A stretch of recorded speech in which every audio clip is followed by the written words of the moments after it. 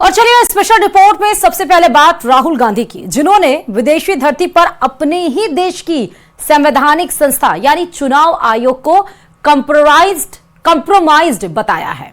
लेकिन हमारे पर जो जानकारी सामने आई है वो ये कहती है कि चुनाव आयोग नहीं बल्कि राहुल गांधी की जानकारी कॉम्प्रोमाइज्ड है। कौन क्या है देखिए इस रिपोर्ट में।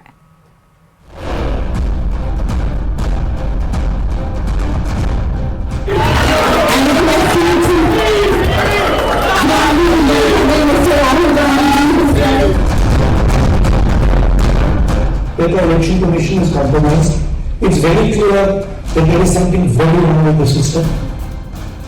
राहुल गांधी एक बार फिर सुर्खियों में, और इस बार उनके सुर्खियों में आने की दो वजह हैं।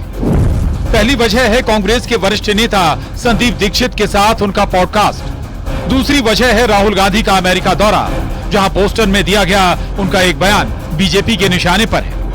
सबसे पहले समझते हैं उस पॉडकास्ट की कहानी जिसकी वजह से बीजेपी राहुल गांधी पर हमलावर है। दरअसल संदीप दीक्षित के साथ जब राहुल गांधी बातचीत कर रहे थे तब राहुल गांधी कह रहे थे कि महात्मा गांधी को इंग्लैंड में ट्रेन से बाहर फेंका गया था।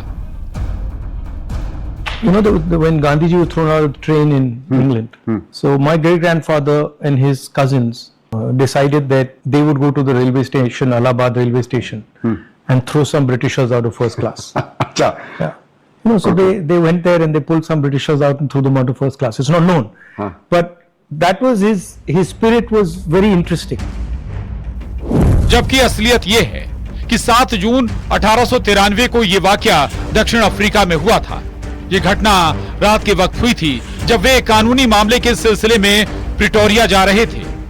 गांधी जी ने फर्स्ट क्लास के कंपार्टमेंट में यात्रा करने के लिए टिकट बुक कराया था। उस समय दक्षिण अफ्रीका में नस्लीय भेदभाव के कानून थे, जिसके तहत पहली श्रेणी के डिब्बे केवल गोरों के लिए आरक्षित थे। एक गोरे पैसेंजर ने गांधी जी की मौजूदगी पर आपत्ति जताई थी, लेकिन गांधी जी ने डिब्बे से उतरने से इनकार कर दिया था, जिसके बाद रेलवे के अधिकारियों ने उन्हें ट्रेन से उतार दिया था। यही वजह है कि बीजेपी के अमित मालवीय ने राहुल गांधी को सोशल मीडिया पर घेर लिया। राहुल गांधी पर संग्राम यही नहीं थमा। अमेरिका के बोस्टन में राहुल गांधी ने भारत की चुनाव प्रक्रिया पर सवाल उठाए। People voted in the Maharashtra assembly elections. Then there are adults in Maharashtra. This is a fact. And the election commission gave us a figure, voting figure for 5:30 in the evening. And between 5:30 in the evening and 7:30 in the evening when the poll was supposed to have closed, 65 lakh voters voted. Now, that is physically impossible to happen. So it's very clear to us that the election commission is compromised. It's very clear that there is something very wrong with the system. Rahul Gandhi के बयान पर महाराष्ट्र के CM Devendra Fadnavis ने पलटवार किया है और विदेश में जाकर देश को बदनाम करने का आरोप लगाया। तो वहीं मध्य प्रदेश के सीएम मोहन यादव ने कांग्रेस को अपने नेताओं को कंट्रोल करने की नसीहत दी है। कहा था कि राहुल गांधी का ये रिकॉर्ड रहा है कि वो देश की इज्जत बाहर जाकर बिगाड़ते हैं। मैंने तो कहा कि बाबा महाकाल सद्बुद्धि दे, इस बार शायद वो ऐसा न करे। फिर भी अब उनके इच्छा पे है, एक चरित्र बन जाता व्यक्ति का कि हम अपने देश और देश के देशवासियों की इज्जत दुनिया में उनकी टोपी उछालने का काम न करे। ये बहुत ही दुख की बात है कि श्रीमान राहुल गांधी विदेश में जाकर अपने देश के प्रति, अपने देश के संविधान ने जो संस्थाएं तैयार किए उनके प्रति इस प्रकार से झूठ बोलने का प्रयास करते हैं।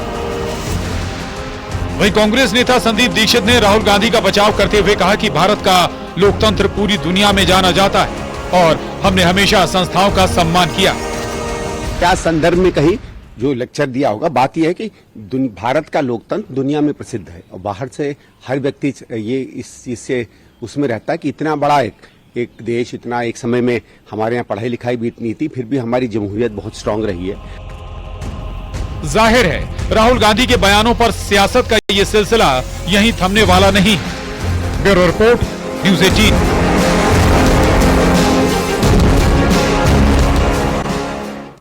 मोदी सरकार वक्फ से भी बड़ा फैसला लेने जा रही है, वक्फ से भी बड़ा ऐलान। लेकिन क्या राम मंदिर, 370, ट्रिपल तलाक, वक्फ सब कुछ हो चुका है, तो अब मोदी सरकार का अगला प्लान आखिर है क्या? अगर सरकार से मिल रहे संकेतों को समझा जाए तो सरकार यूसीसी पर बहुत गंभीरता और तेजी से उसे लाने पर विचार कर रही है, क्योंकि एक हफ्ते के अंदर 2 बार यूसीसी को लेकर बड़े संकेत सामने आए हैं। क्या है वो, देखिए इस रिपोर्ट में। जिस सिविल कोड को हम लेकर के जी रहे हैं, वो सिविल कोड सचमुच में तो एक प्रकार का कम्युनल सिविल कोड है, भेदभाव करने वाला सिविल कोड। क्या वक्फ कानून के बाद अब समान नागरिक संहिता यानी कि यूसीसी का नंबर है? ये सवाल इसलिए क्योंकि एक हफ्ते के अंदर 2 बार यूसीसी को लेकर बड़े संकेत सामने आए हैं। पहले 14 अप्रैल को खुद प्रधानमंत्री नरेंद्र मोदी ने हरियाणा के हिसार में एक सभा के दौरान यूसीसी को देश के लिए जरूरी बताया। तो वहीं ठीक एक हफ्ते के बाद बीजेपी ने एक वीडियो जारी किया है जिसमें मोदी 3.0 की उपलब्धियों को बताया गया है। वीडियो में साफ संकेत दिए गए हैं कि मोदी सरकार का अगला कदम यूनिफॉर्म सिविल कोड हो सकता है। इस वीडियो के माध्यम से उन लोगों को भी जवाब दिया गया है जो कहते थे कि बीजेपी को पूर्ण बहुमत नहीं होने की वजह से मोदी सरकार 3.0 काफी कमजोर होगी। मोदी सरकार 3.0 बड़े फैसले नहीं ले पाएगी और ज्यादा दिनों तक नहीं टिक पाएगी, जिससे ये साफ संकेत मिलते हैं कि मोदी सरकार का अगला कदम देश में यूनिफॉर्म सिविल कोड लागू करना है। आप ये वीडियो देखिए।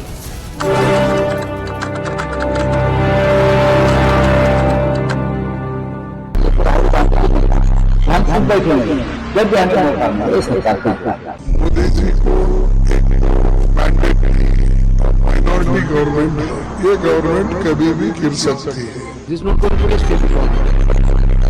My mother raised me as the kindest and the sweetest person you'll ever met. But if you mess with me, then I will show you.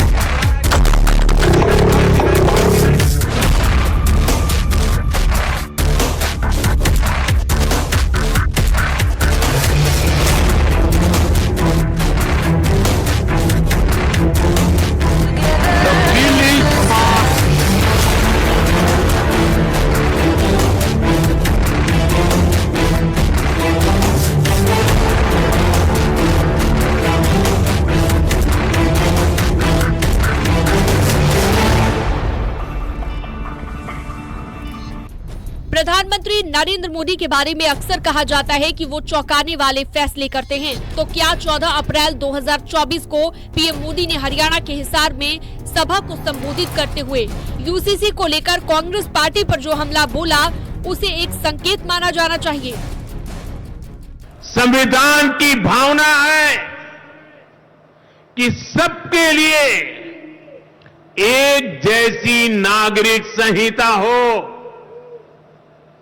जिसे मैं कहता हूं सेक्युलर सिविल कोड। बीजेपी ने लोगों के सामने अपने 3 बड़े एजेंडे रखे थे, जिसमें से जम्मू कश्मीर से धारा 370 को 2019 में बीजेपी ने पूरा किया था। दूसरा, अयोध्या में राम मंदिर का निर्माण, जिसे 2024 में बीजेपी ने पूरा किया। और अब बारी है तीसरे एजेंडे की, समान नागरिक संहिता यूसीसी, जिसकी तैयारी अब शुरू हो चुकी है। Bureau report, news 18।